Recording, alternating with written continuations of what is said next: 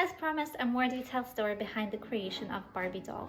Ruth Handler, who was born Ruth Moshko to the family of Jewish Polish descent, was the 10th child in the family. So by the time she was born, her older sister was pretty much taking care of her. Her older sister and her husband ran a drugstore, and that's where Ruth spent most of her adolescence, helping her sister and her husband run the drugstore. Eventually, Ruth met her future husband and they got married. They moved to LA, and Ruth was working in Paramount. Her husband had a hobby of creating light fixture from plastic. So Ruth convinced her husband to turn it into a side gig, and from that point forward, she spent her lunchtime, 1 hour of lunch that she had, going literally door to door, from store to store, trying to convince them to take her husband's work for resale. Eventually, she was able to close multiple contracts and land a big contract where they had to partner up with a business partner and form a company that's called Mattel. Matt for the business partner and Al for Elliot, Ruth's husband. Then Ruth convinced her business partners to start selling photo frames. And when the Second World War hit, there was a ban on plastic. It was restricted only for military use. So she suggested to use wood instead. And as soon as the company has done that, their orders doubled. And there are multiple other examples where Ruth pretty much pushed the company forward. She also managed the entire operations, grew the company exponentially. Ruth and Elliot had their own children. They had a daughter called Barbara and a son, Ken for short.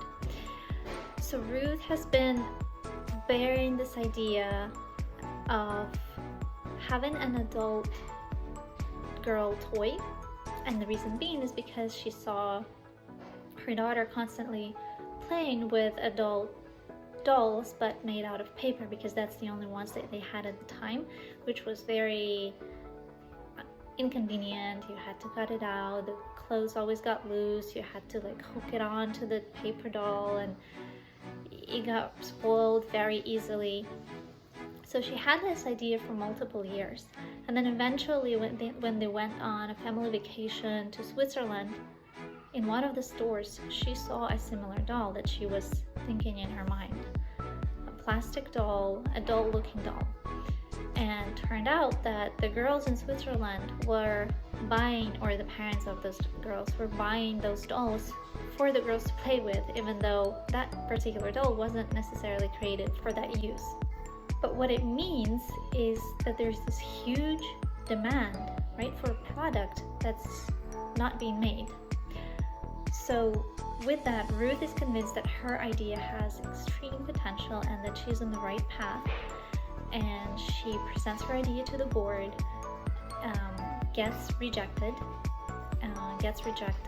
by not just by her own board, but that idea gets brushed off by executives from other toy companies as well. It is perceived to be inappropriate because it's showing female body parts, and it's perceived irrelevant because the social stigma is that girls are supposed to play only with baby dolls, because ultimately that's what they would have to do, is take care of their children. So there's nothing else they should really be worrying about, dreaming of, or learning to do other than taking care of babies and obviously the household chores. So she got a lot of pushback, and yet she continued to push forth with her idea, iterating on the model to create the perfect doll. I say the word perfect with hesitancy because we all know what happened later when the doll actually became successful.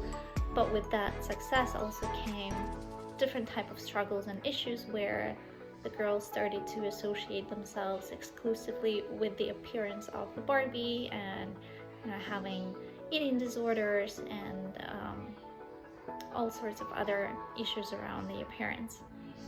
But that's a whole separate subject. The purpose of this story is, number one, to show you that when you receive pushback, I like to say that if you get a lot of pushback, usually it means you're onto something, right? right? Because if it was something irrelevant, nobody would care. If you receive a high reaction, be it positive or negative, it means you're onto something. Number two, what Ruth did, right? She did not create a separate market. The market and the demand was already there. All she did is listened and served to that consumer. And she did that brilliantly too, by the way. She, back in the day, all the advertising, even for toys, were targeted to parents because they are the buyers, right? They're the people with the money.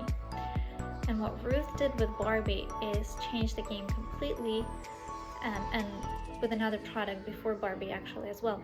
She went directly to the end user, to the end consumer, which means the child. So she partnered with Mickey Mouse Club to sponsor their program and run ads that way for another product. And then she did similar thing with Barbies, where she pushed the marketing directly targeting children as opposed to the parents. And being a parent myself, obviously that's the right, I'm thinking that's the best move to go, because I would brush that doll off and wouldn't even notice it.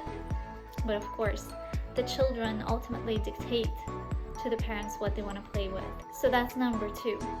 Number three is to show you that the gender discrimination and certain stigma and social stigma around women in particular has been around for years. And that story is almost 100 years old, pretty much, from the time Ruth was born. What she did is just one building block for the rest of us, right, to keep moving forward and keep pushing forward. So she created that doll and released it despite all the rejection, despite all the perception that women and girls are only here to create babies and care for the babies.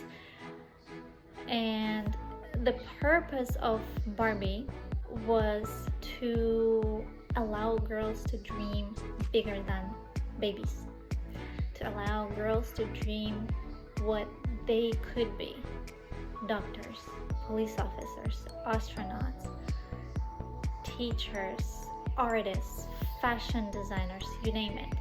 That was the main idea behind the doll, to create those other worlds for themselves and to build up that vision early on, and to build up that understanding that you're not bound to what your parents had to go through or had to be, and you can create your own path and follow your own path, and dream big dreams and achieve them as well.